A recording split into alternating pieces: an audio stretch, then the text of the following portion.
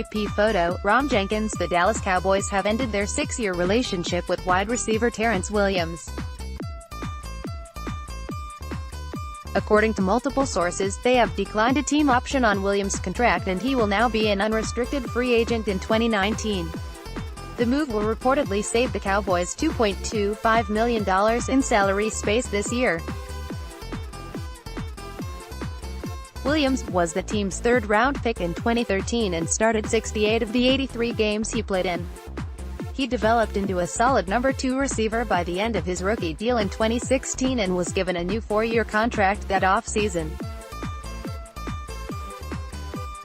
Terrance Williams' career with the Cowboys is done. Sources say the club has declined the WR's option for 2019, making him a free agent. The move is no surprise. He caught just 2 passes for 18 yards last season. His departure frees up $2.25 million on the cap. After another decent year in 2017, things took a bad turn for Terrance last season.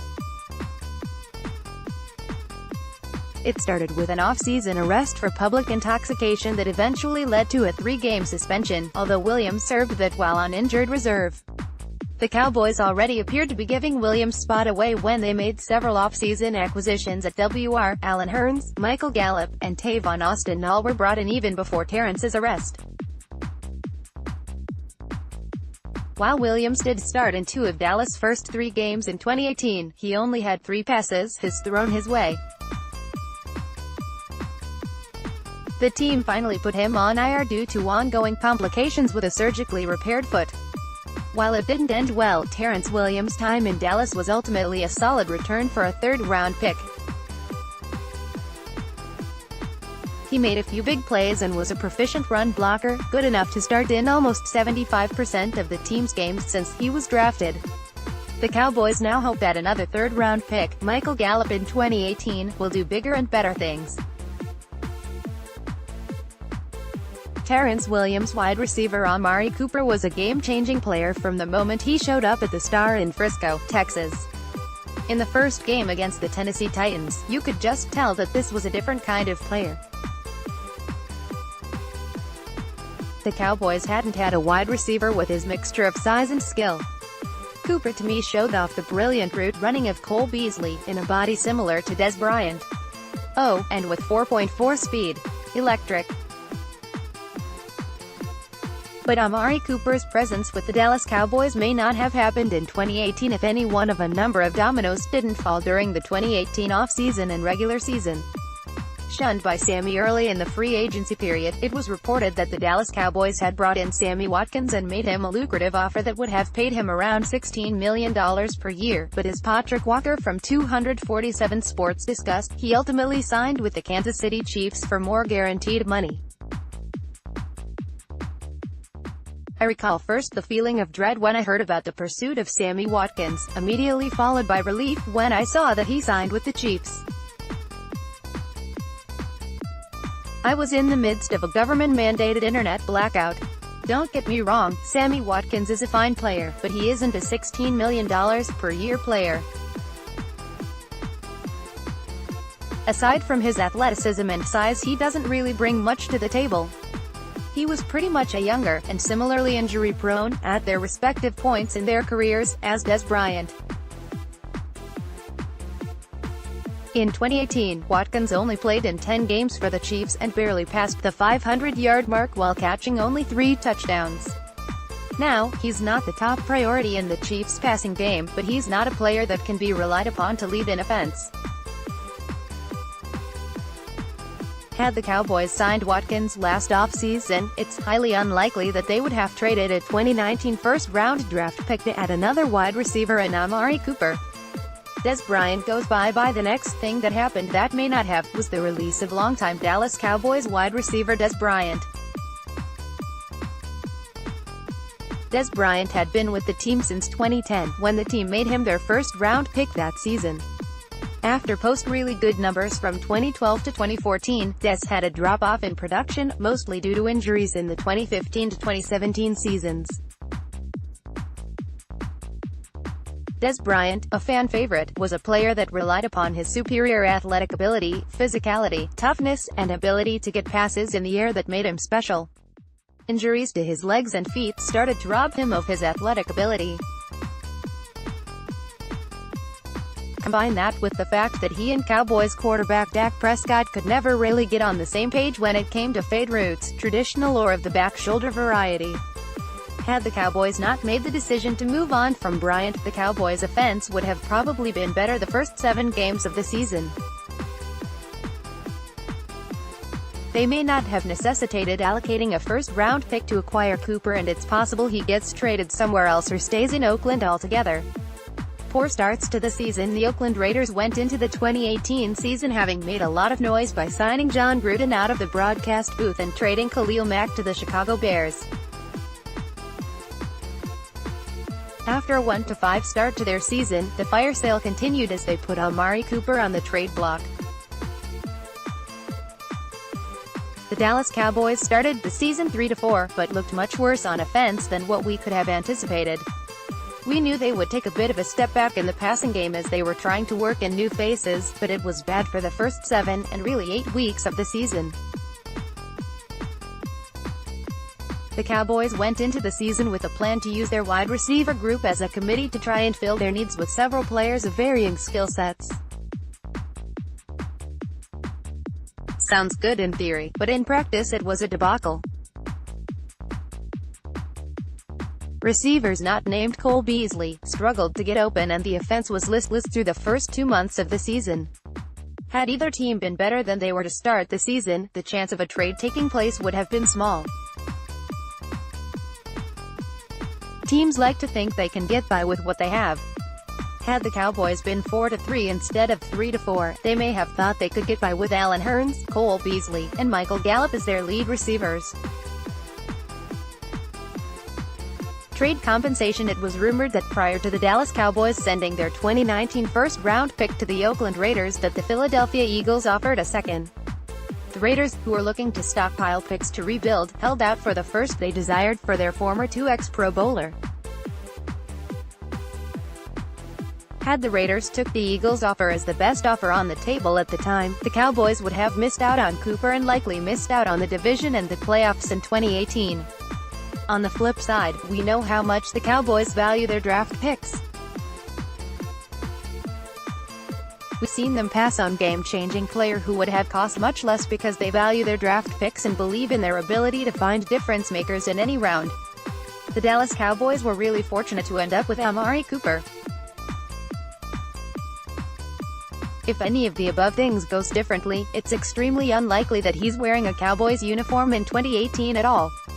Now, coming off a 1,000-yard season, in only 15 games, and a Pro Bowl appearance, Cooper is set to get paid some big money by the Dallas Cowboys front office. As they get ready to pay Cooper upwards of $16 million a year or more, they should have only one thought on their mind: for the good fortune that brought Cooper to Dallas. Thankfulness, the Dallas Cowboys front office hit the ball out of the park when they drafted Boise State linebacker Leighton Vander Esch back in April 2018. Since then, Vander Esch has earned the starting role that previously belonged to Sean Lee, earned a trip to the Pro Bowl, and made the second-team All-Pro. Even for a first-round draft pick, the rookie exceeded expectations. For many, he was a clear candidate for the NFL Honors Defensive Rookie of the Year award. However, the voters didn't see him as such. Defensive Rookie of the Year voting: Darius Leonard 29, Derwin James 20, Bradley Chubb 1. 3 rookies received votes for the award, but the Wolf Hunter wasn't among them. Instead, Indianapolis Colts LB Darius Leonard and Los Angeles Chargers S. Derwin James walked away with the vast majority of the votes. For the Denver Broncos, LB Bradley Chubb received only 1 vote. This is actually surprising to me. Leighton Vander Esch's season was pretty impressive. His performance on the field week in and week out was dominating. How can you make the second-team All-Pro and get no votes while Bradley Chubb gets 1? Now granted, the competition this year for this award in particular was loaded with notable nominees. After all, Darius Leonard led the NFL in tackles, had 7 sacks and forced 4 fumbles. Being completely honest and unbiased here, I would have voted for Leonard as well.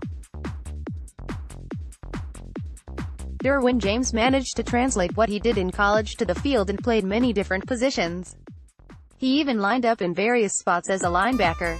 For the Chargers, he did it all. Even still, there's a big argument to make for Vander Esch, and I'm surprised no voter did so. His direct competition for the award was undoubtedly Darius Leonard. Although the Colt had the most tackles and the better stats, that's also because he played way more snaps than Vander Esch did.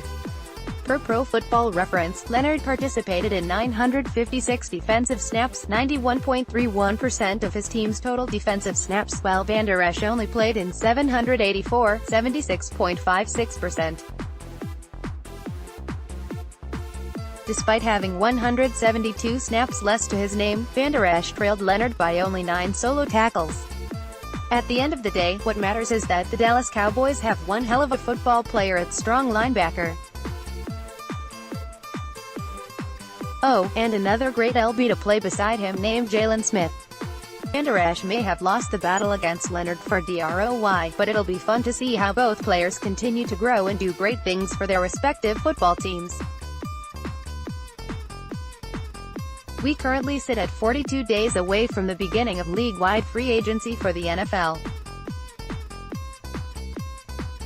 It's one of several opportunities that the Dallas Cowboys will have to upgrade a roster that looks ready to contend for their 6th Lombardi Trophy in 2019. Yesterday, Pro Football Focus released their top 50 free agents for the 2019 offseason, and Dallas Cowboys defensive end DeMarcus Lawrence ranks as the guy at the top of the free agent class for this coming offseason. Cowboys Nation shouldn't be surprised by this development. DeMarcus Lawrence is elite. Here's what Pro Football Focus had to say on Lawrence. The Cowboys asked him to prove it, and Lawrence did just that. His 89.5 overall grade this season ranked 7th among all edge defenders in the NFL. Soon to turn 27, Lawrence is the rare elite edge defender hitting free agency in his prime. Michael Renner, Pro Football Focus player grades are a subjective analysis, but it gives a barometer for how Lawrence is regarded league-wide. Not only is Lawrence viewed as an excellent player by Cowboys analysts, national media respects his game as well. Lawrence finished the 2018 season with 10.5 sacks, marking the second time in a row that he had more than 10 sacks. In 3 of his last 4 seasons, Lawrence has had more than 8 sacks for the Dallas Cowboys.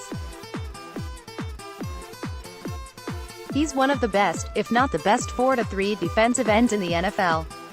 Lawrence forced 2 fumbles, had his first career interception this season, recovered a fumble, and forced 15 tackles for loss.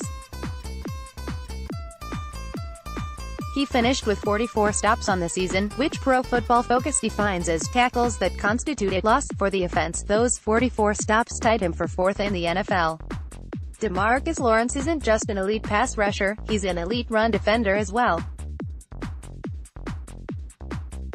The way he sets the edge for the Dallas Cowboys defense makes life easier for their 2 dynamic linebackers in Jalen Smith and Leighton Vander Esch.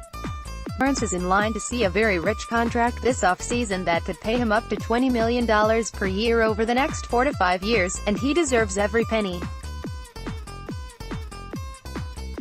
He's a leader on the team and brings an energy and intensity throughout the week that galvanizes the rest of the defensive line group to play with high energy and effort. If the Cowboys front office is unable to get a deal done with Lawrence prior to the deadline to assign the franchise tag on March 5th, then the Cowboys will likely assign their elite pass rusher the franchise tag for a 2nd year in a row. The tag would be a placeholder, which will prevent Lawrence from hitting free agency and creating a bidding war for his services, until the 2 sides could reach an agreement. In the modern NFL, where almost every team is throwing the ball 60 to 70% of the time, having a pass rusher like DeMarcus Lawrence is a must for a defense. We've seen with past Cowboys teams what the lack of a pass rush can do for your team.